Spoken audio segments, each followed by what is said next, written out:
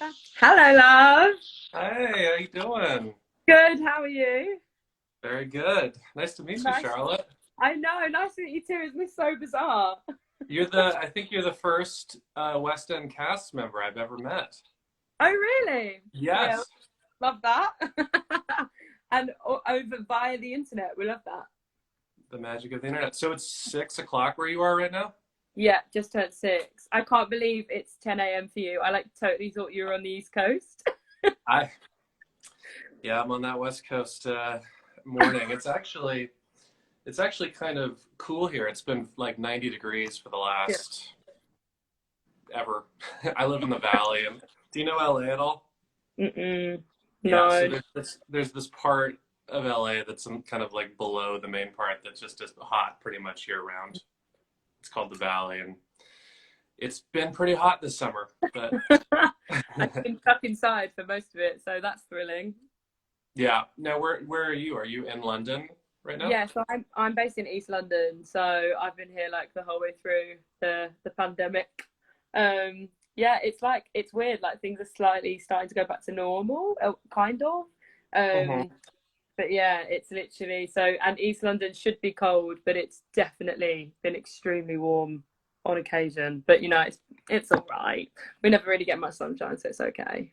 Yeah, I've been to the UK just once, and it was lovely. But the weather lived up to I think it rained 90% of the time I was there. Hmm. Yeah, it's all just a bit random. We don't really have consistency here. Where did you stay? That is a good question. There, I think we were somewhere near the theater district. Okay. It was like a 10 minutes to Brett.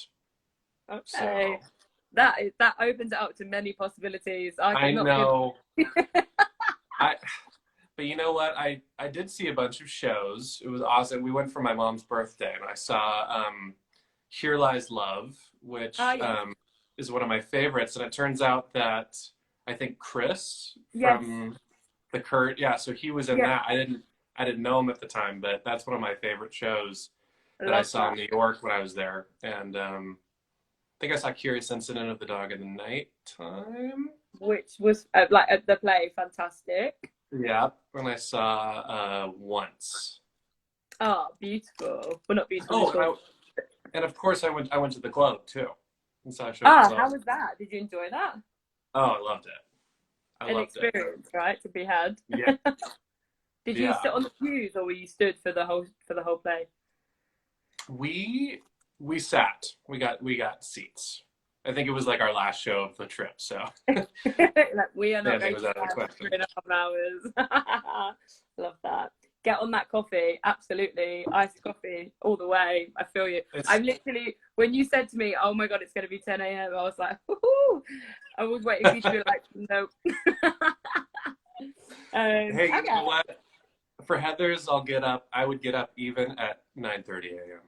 Oh, I love that. It's so funny, That's isn't it? Like how it's everyone that's been a part of the show has just such a like soft-hearted connection to it. Like we all just yeah. like there's just something about it, and I don't think you can quite pinpoint what it is, but it just keeps bringing you back to it and the people that you experienced it with.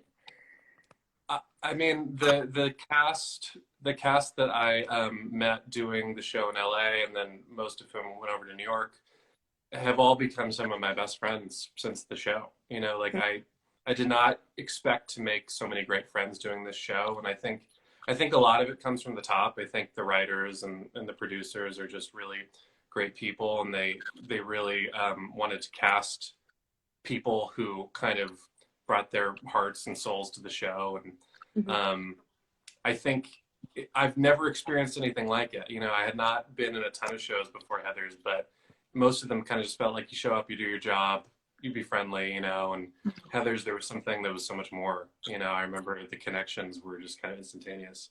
Yeah, and I think from day one, like you say, like the creative team especially, was so hot on making sure that we had this like family vibe and got to know each other and spent time together and weren't just kind of clock in, clock out kind of cast, which I think Hmm.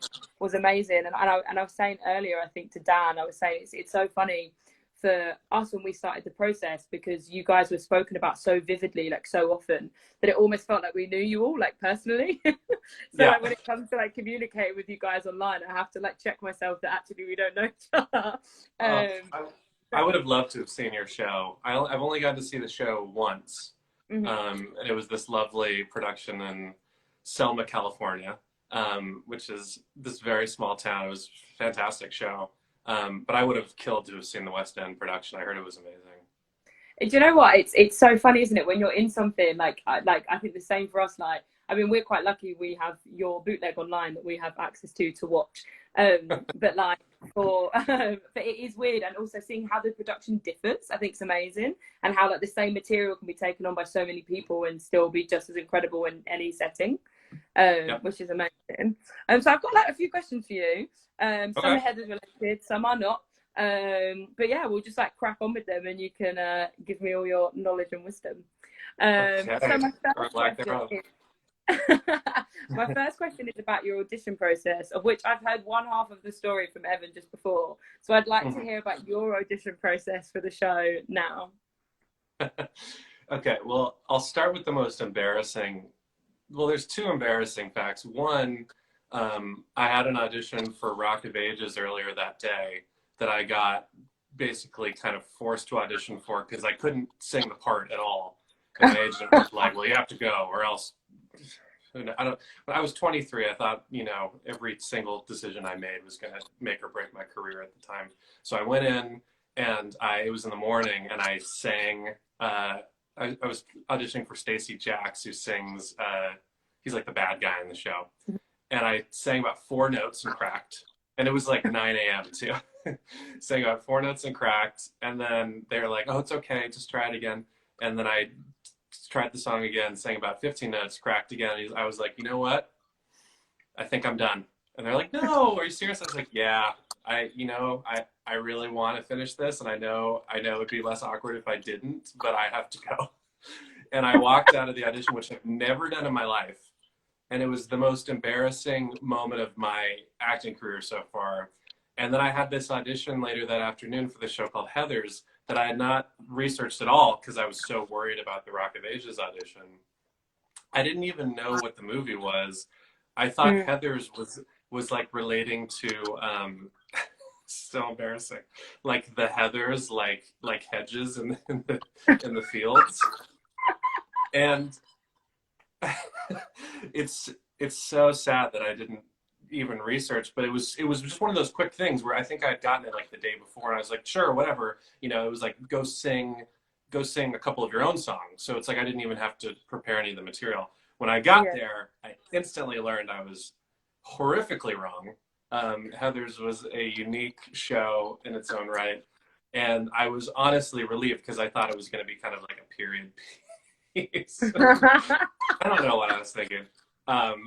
So when I found out that they were looking at me for this football jerk, I was like, well, that's much more in my wheelhouse. And at the callback is where I met Evan, who instantly just became friends with me. He they were pairing people up, and he was like, I hope we get paired up. And we did. And then he was just like, well, let's book this. And I was like, okay.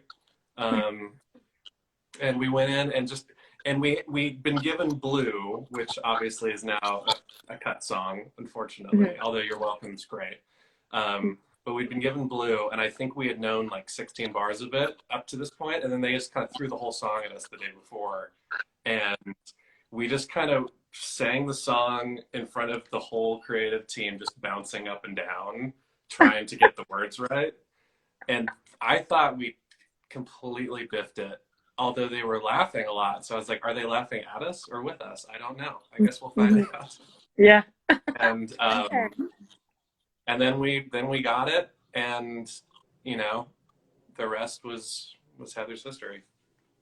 I love that story so much, and I love that you guys were paired together and like booked it as a pair, like, and that you guys have become such good friends, but like before and during and after, I think is amazing as well. Yeah, we got really lucky. Yeah, well, this is the thing, isn't it? It's like most like companies, like I think it's so rare, like we were sort of saying before, that you meet these people that have such an impact on your life and actually become genuine friends rather than like a job friend. And it's just like about making like genuine friendships, and it's just an amazing thing when you actually manage to do that. Something you've touched on, which was actually one of my questions, Blue obviously got replaced with You're Welcome, and do you think that was like a good or a bad move, or like what's your viewpoint on that basically? Well, I think they did the right thing. I remember when we did the song in LA, we were in this tiny black box theater that had 100 seats, and the band was, you know, like right here and like right next to the cast, and everyone in the audience was kind of like an invite thing. It just felt like a rock show. It felt kind of like just crazy, and I think Blue just spoke so well to that vibe, which was kind of like, this is dirty and weird and fun and sexy and crazy. And I think in LA it just killed every night. It just killed. And then we took it to New York and didn't really change much of the song. The choreography kind of all stayed the same and everything, but now it was on a big proscenium arch for, you know, with a balcony. And I remember it just, there was nights where it absolutely killed, and then there was nights where it was just crickets. And I think it became pretty clear that there was something about the song that was just kind of not clicking with people for the character moment that Veronica needed. I think was the most important reason why they changed it. But B, I think something that was fascinating when we do talkbacks with like schools or people who come, was they didn't seem to have problems with the themes of the show. They always had problems with the swearing. And I think, so sometimes we'd have like balconies full of, you know, Judkins Middle School from, you know, Omaha, Nebraska that came to see the show, and the whole balcony would be full. And we'd do Blue and it would kill, like just the biggest reaction ever. And then we'd come back from intermission and the entire balcony would be empty because the teachers were like, we're getting these kids out of here. Oh, wow. So I think really in a way there was just not much of a path forward for Blue, just because it rubbed people the wrong way so much with the lyrics. But I think changing the song to be what You're Welcome is, it makes the character moments all make sense a lot more. And I think Kurt and Ram's intentions are even kind of clearer, like, you're welcome for you know, paying attention to you. And I think it creates this kind of threshold that Veronica has to decide what to do. Whereas Blue was just kind of like, you know, it's a really fun, funny song that I will forever love, but I understand why they changed it. Yeah, and I think as well, like when something's written, even like in 5 years, like social perceptions of certain things can change. So I think it's like, as you say, like something that probably like killed right at the start, as like time progresses and people's opinions begin to change, probably the show, it's great that the writers are willing to adapt the show as they go rather than being stuck in what it was once upon a time. I think everyone would probably agree. But I mean, I think they're both fantastic songs, and also probably what's quite nice is that's something that's special and unique to your production, and will forever be. Do you know what I mean? Like it, which is, I guess, quite a nice thing in some senses. My other question to you would be, like, what was your reaction when they told you you'd be spending the entire second act in your underwear? So I remember it was never discussed in the audition process, but once again, I was a person who thought this was like a Jane Austen musical about the Heathers. So I was behind. So when we were in rehearsals, it was very quick. We had 2 weeks to rehearse, and then we put the show up, and the rehearsals were not full day rehearsals even. They were just kind of random interspersed times. The music is crazy because Larry writes very complicated, awesome stuff. And Marguerite Derricks, who's an amazing choreographer, had come in, and who initially was not really going to be doing much choreography, ended up basically choreographing the whole show. So we learned a whole show in 2 weeks, which I guess is not crazy in the context of like if you're jumping in with a cast who already knows the show, but like when everyone's learning, it's a lot. So, wait, what was the question again? What was your reaction when they told you like be in your underwear for the whole second That's act? right. That's right. So it was all moving so fast that I remember, you know, in the costume process, which is probably like 4 days before we put it in front of an audience, they're like, yeah, you're going to be in your underwear for this, you know, ghost stuff. And I thought I was just going to be in my Letterman jacket because that was the most iconic character thing. And I was like, Andy Fickman, the director, I went up to him and was like, can we reconsider that? Because I'd really rather not, especially standing next to Evan, who's like a Greek god. I was like, I'd really rather not have to be in the underwear. And he's like, and he looked, I'll never forget this. He just kind of looked at me with this kind of like wry look in his eyes and was like, John, there's no closets in heaven. You're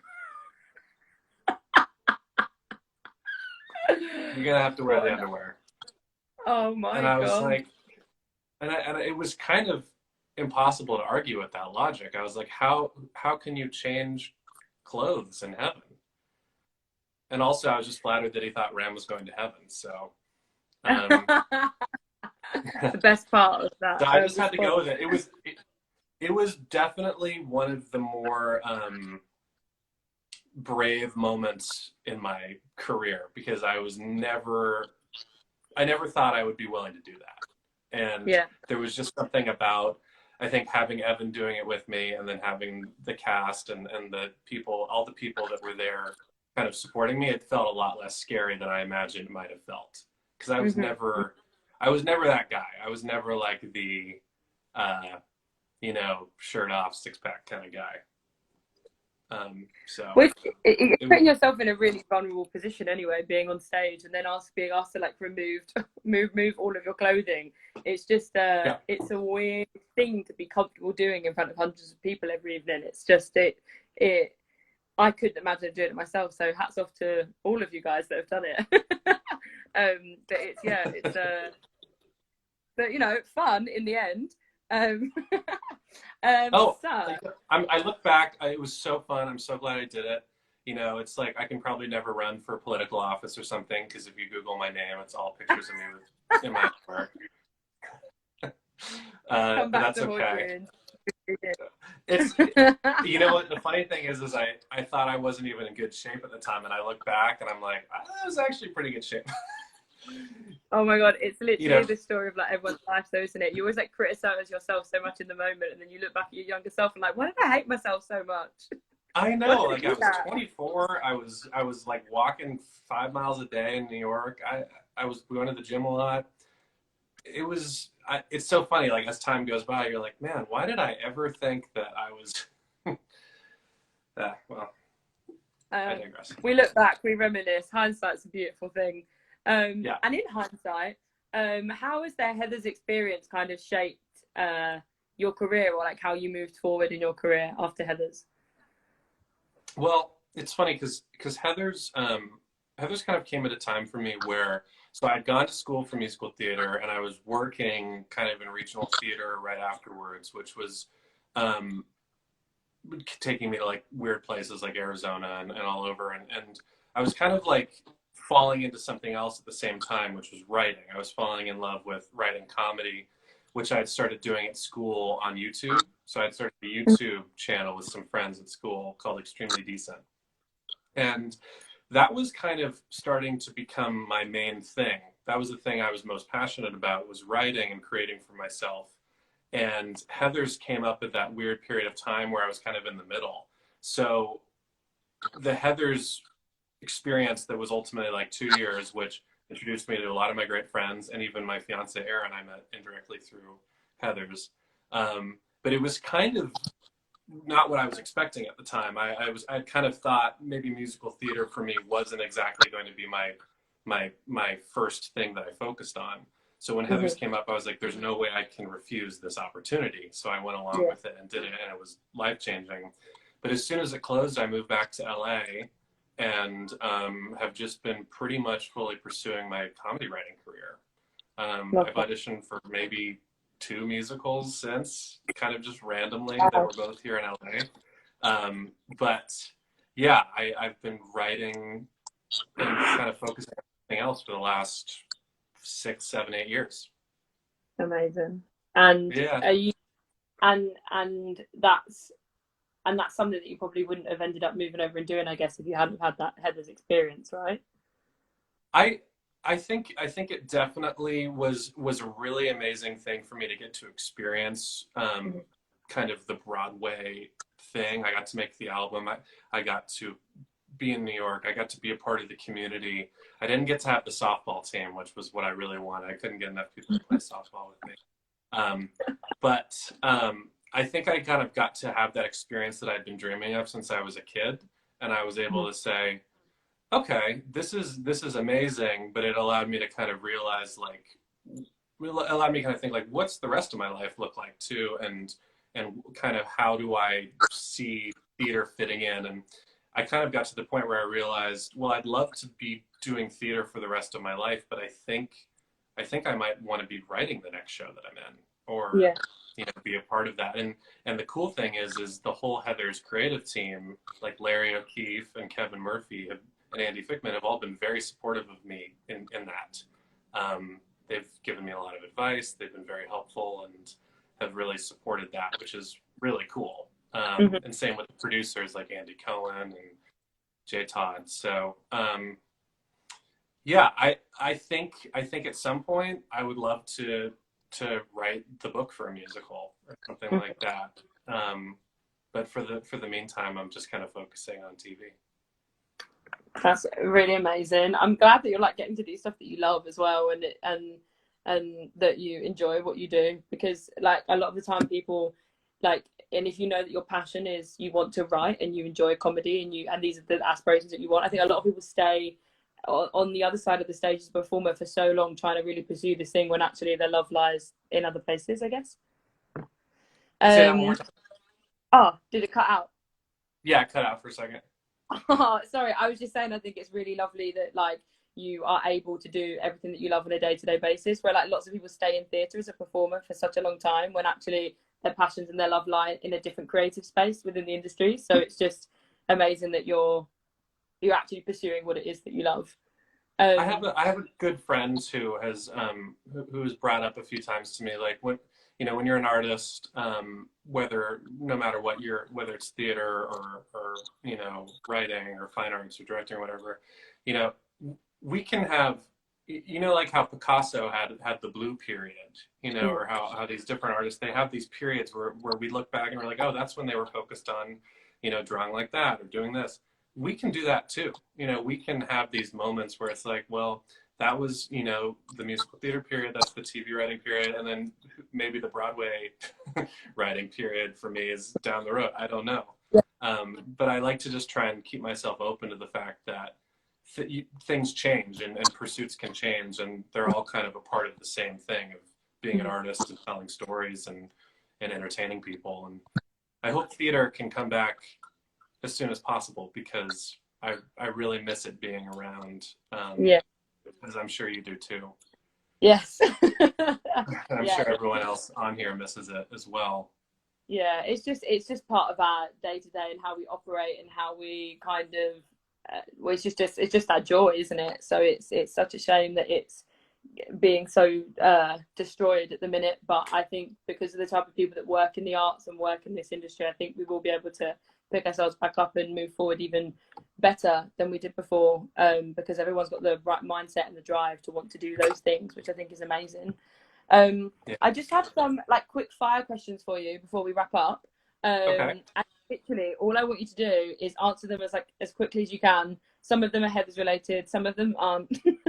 And there's only like 7. It'll be like super quick. Okay. So are you ready?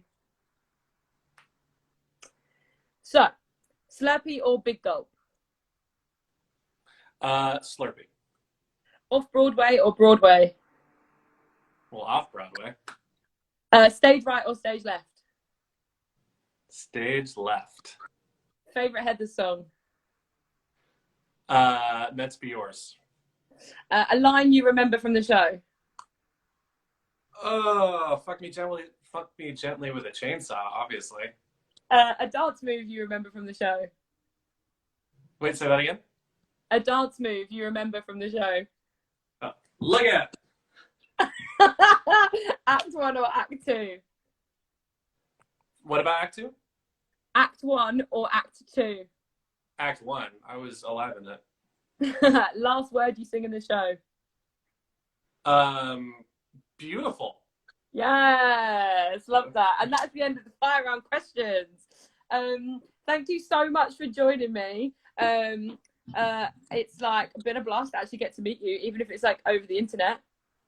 Likewise. Thanks for organizing this, and I'm really happy to be supporting the organizations too that are receiving some support from these.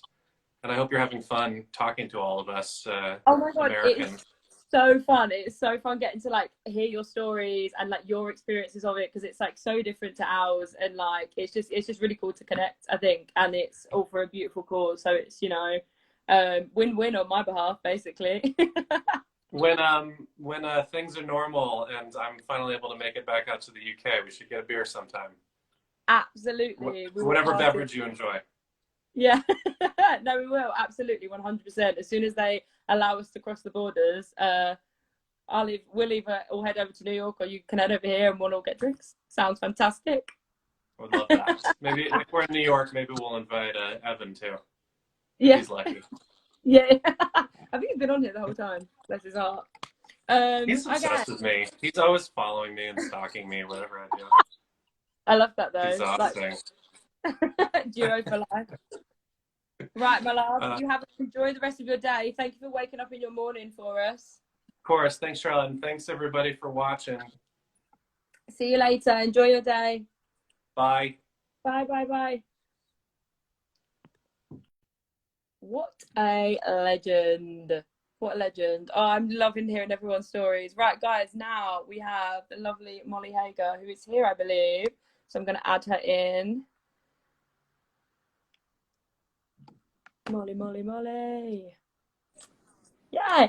Hello. Hi, Charlotte. How are you? Yeah, I'm good. How are you? I'm good.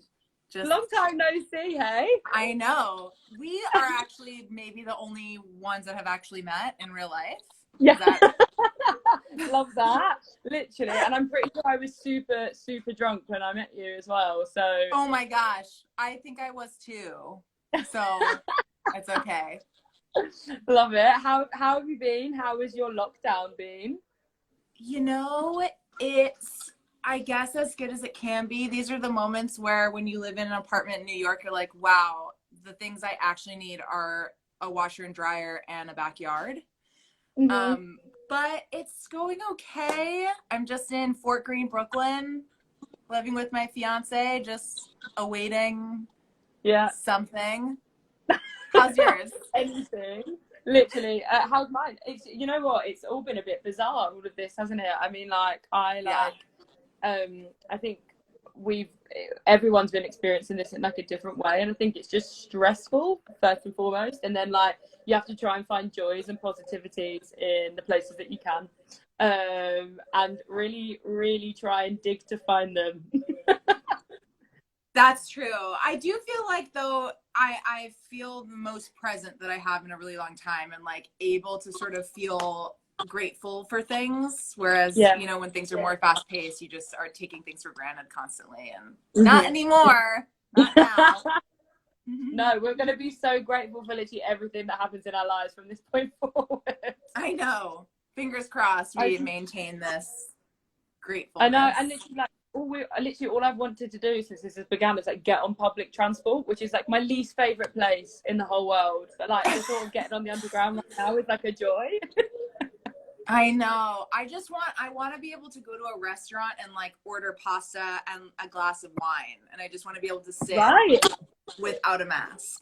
It's like the little things, you know. We'll get there though. We will get there eventually. We'll get there. Happen. It's happening at some point. So I've just got like a bunch of questions for you. Some of them are Heather's related, some of them aren't.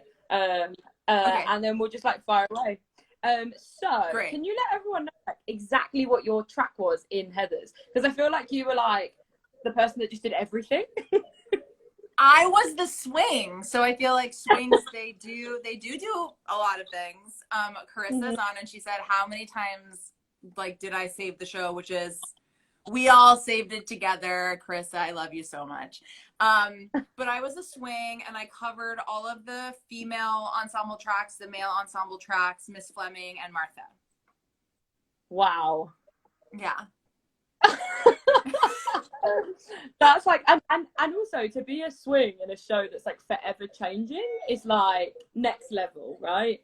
Because it really is. It's so crazy. And I was sort of watching Jon's Q&A and just reminiscing about that time, and I just realized, like, I really was so naive going in. It was my first real professional gig, and it was so exciting because it was just so cool, and it just felt like such a blast to be a part of.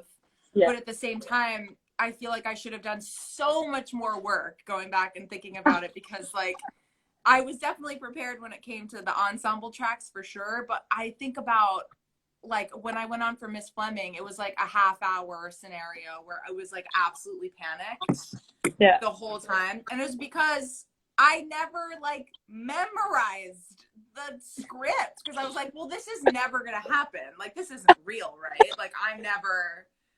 And I think back on it, I'm like, wow, I really did learn so much, and I'm just so grateful for that experience. And did you get to go on for every single track that you covered? I didn't go on for Martha. I never went on for Martha. So sad about it. Yeah. Like in my bathroom many times on for Martha. I feel like I relate to Martha. So love that. The bathroom debut. Exactly. And what would be like your funnest or funniest memory like from the show, if you can pick one? I have so many, but one that really comes to mind is the first time I went on for Miss Fleming. The parents walk on and see Veronica, and they like fake hanging herself, and they think that she's real, that she's really dead, and Miss Fleming screams, and I was like so amped up that my scream was like, I don't even know what it was, but it was so insane that everyone broke, like everyone on stage broke and like couldn't recover. And I just remember, like, and that's my favorite memory, because I'm like, oh, maybe I can do this. Like, maybe I am good enough to play Miss Fleming. It was crazy. And that's like, it's such a quirky role in the show, because she just kind of like pops up at these like random points. And she just has these like iconic moments. Yes, exactly. Oh my gosh, everyone's saying AJ remembers that. Dom remembers it. Oh, I love that so much. That's like, so funny. Like, and like, I've spoken about it with a few people today, but like, how like is your take on the fact of like that Heathers becomes this like just giant family? Like the people that you worked with on that production, like kind of stay so forever prominent in your life. And is that something that you experienced with Heathers?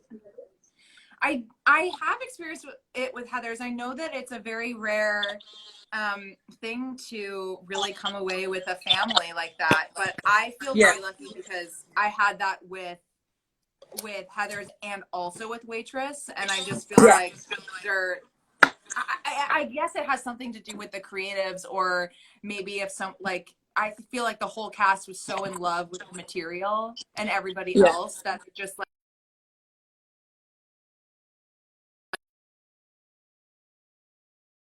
oh no, you cut out a little bit. I lost you. Are you back? You're back. You're back. I'm back. I'm back.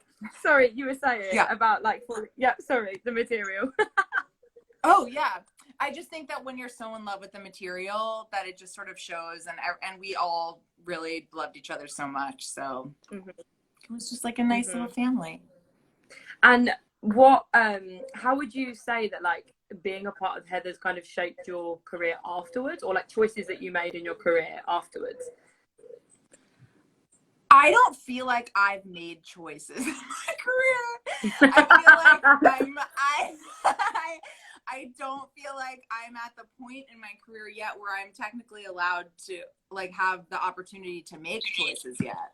I think that, you know, takes a certain caliber of performer, or however they're recognized, but I do feel like it's shaped me in the way for like saying yes or no to certain auditions. for sure. Yes. Like, Yeah. I know that, I know what being a swing entails, and I know how to do it now and how to compartmentalize everything. But it's like, if someone asked me to be a swing in like a Broadway musical, I don't think that I would do it. It's just, it's so much work, and it's so much work, and you really are like kind of the heartbeat of the show. Like, all the swings and waitress were just like unbelievably incredible, and I just think that they're sort of the unsung heroes. Like, they don't get nearly enough credit.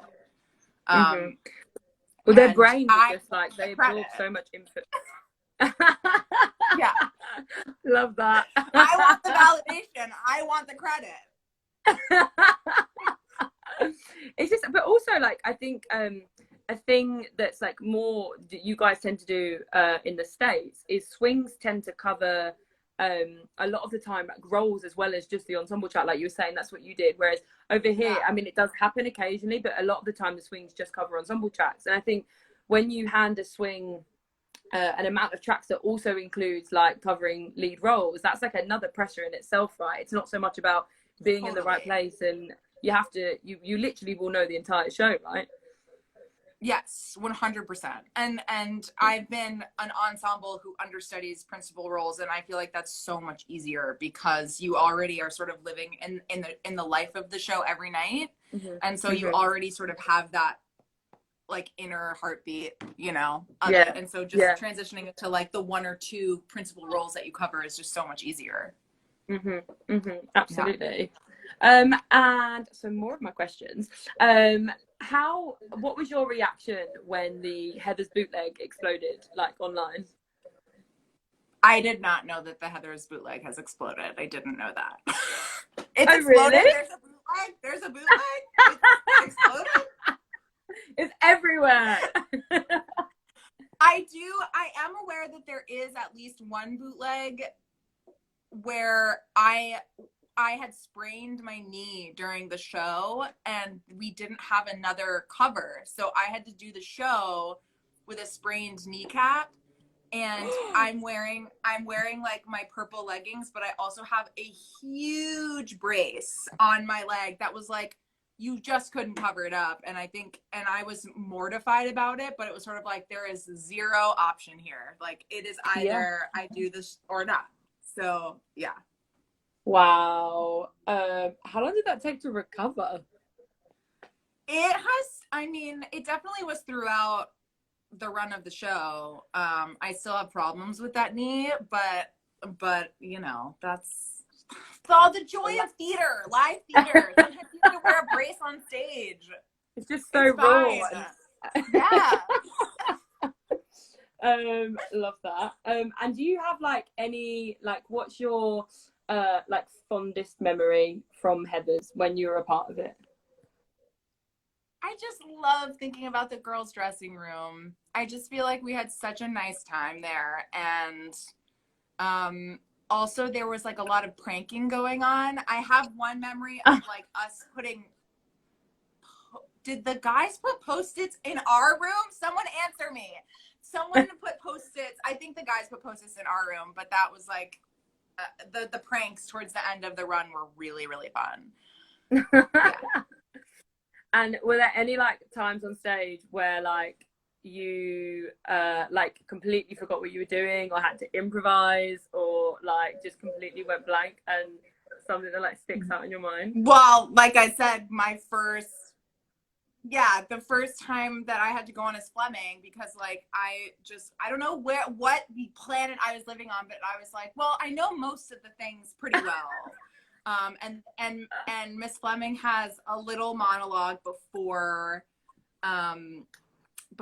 Shine a Light, before her song, and I just remember being on stage and being like, I don't have a fucking clue what I'm about to say.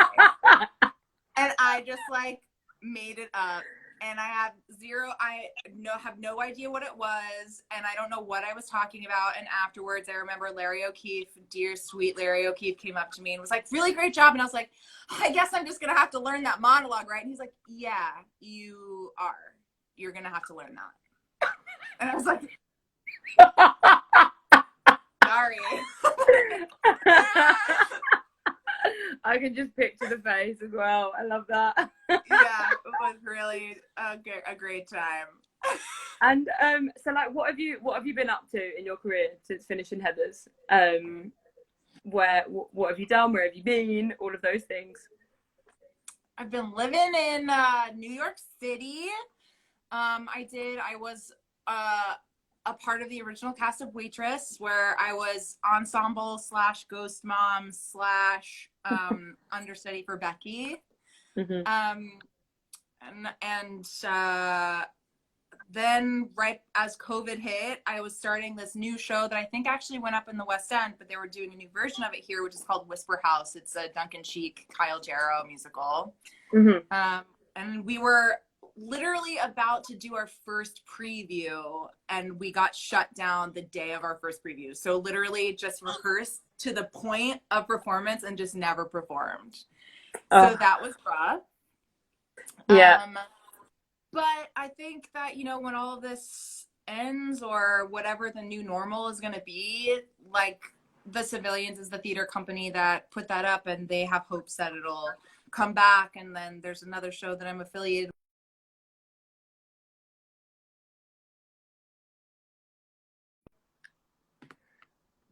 I think Molly. Oh, sorry, I lost you for a second there. I'm back. I feel like I'm losing you. Oh, yeah. We're losing each other. I know, we're losing each other. Hopefully it will like sort itself out. It's so annoying. Yeah. Honestly, I feel like at the minute every single human being on the planet is using the internet at the same time. So like my internet has never been more atrocious than it is right now. 100%. Yeah. It's so frustrating. Yeah. And especially like when everyone's trying to do things like this, like live and communicate. Just fully cutting out all the time. Yeah. Yeah. Yeah. It's gonna start like passing into normal conversations where you feel like you just have to glitch before you can continue with your sentence. Exactly. So like obviously like everything that we're doing today, or that I've like put together today, is to try and raise as much money as we can for two really good charities. It's the Actors Fund in the States and Funds for Freelancers in the UK. And those charities, as I'm sure like you'll know, are like very, very brilliant at getting money to people that need it very quickly. Right. Especially at the top of this pandemic, when everyone kind of just went into. Oh my God, the Actors Fund saved me. The Actors Fund saved me. Yeah. And I think it's just so important, like where we can, like I just wanted to try and create something that people could get involved in, be a bit of fun. It kind of brings us all together in a way that I don't think any of us from like each side of the pond in this production have been brought together before. So a bit of fun and a way to raise money. So that was going to be my question. Like, have you ever had experience of one of these charities helping you, and like how important do you think that they are? Actors Fund, incredibly important, and really like, as soon as the pandemic hit, it was frustrating because I don't know what it's like in the UK, but our unemployment system is so that you have to wait a week until after you are fired or you lose your job for one reason or another to actually apply. And so I had to wait a week knowing that I wasn't going to be able to go back.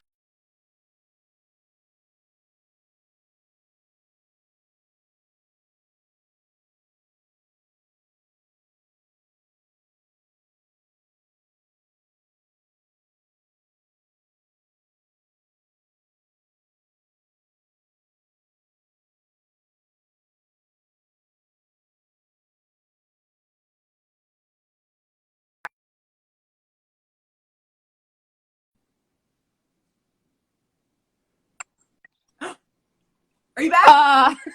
You're back. Oh my God. You were saying about having to wait a week before you could apply. We have to wait a week to like apply. And so as soon as I waited the week, every single person in the States had to apply for it as well.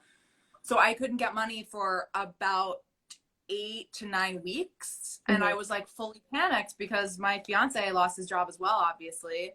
And I immediately wrote to the Actors Fund, and they like within 3 days had sent me like funds, had directly like inserted it into my bank account, like not even a check, just fully wired it to me. Wow, that's incredible. Yeah, and they do it for so many people, and they're so lovely, and they're really just trying to help actors out because it's a hard life, you know. Yeah. Absolutely, absolutely. Yeah. And yeah, so I'm just like encouraging everyone that's watching, like no matter how small your donation may be, like it will go towards helping people like Molly and myself and other people in the industry who like desperately need it when they Yes. like, I think everyone might be in different circumstances now, but there will always be someone that desperately needs to get hold of some kind of funding. 100%. So I have the last two questions for you. Okay. This one's more serious, and then we'll do like a quick fire round where I'll just ask you questions as quickly as I can, and you'll give me your answers. So what does theatre mean to you? Is just the second to last one. Love. Oh, I love that. Cute, short and sweet as well. Like soppy but cute, right? Yeah, yeah. Okay, so fire round. Okay. Some of these are headers related, some of them aren't. You just have to answer them as quickly as you can. Okay. Slurpee or Big Gulp? Slurpee. Off Broadway or Broadway? Broadway. Stage right or stage left? Stage right. A favourite Heather song? Freeze Your Brain. A line you remember from the show?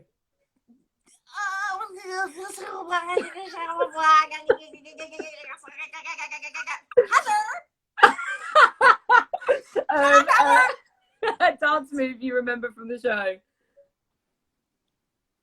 Literally, I think every single one of you guys has done that. Really? Yeah.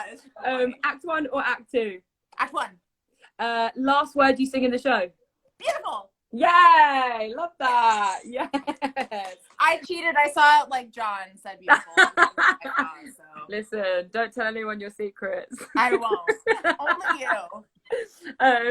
Thank you so much for joining me. It's been an absolute pleasure. This was so fun. I wish we could do this every day. It was so nice to have to put on makeup for some reason. I know. I literally, it's like 10 to 7 now, and I've been doing this since about 10 a.m. So like, I think I've given up on like. No, you look so beautiful. I definitely have makeup on, but I'm not wearing a bra, so I'm just trying to keep it. Living your best life. Yeah, I love exactly. that.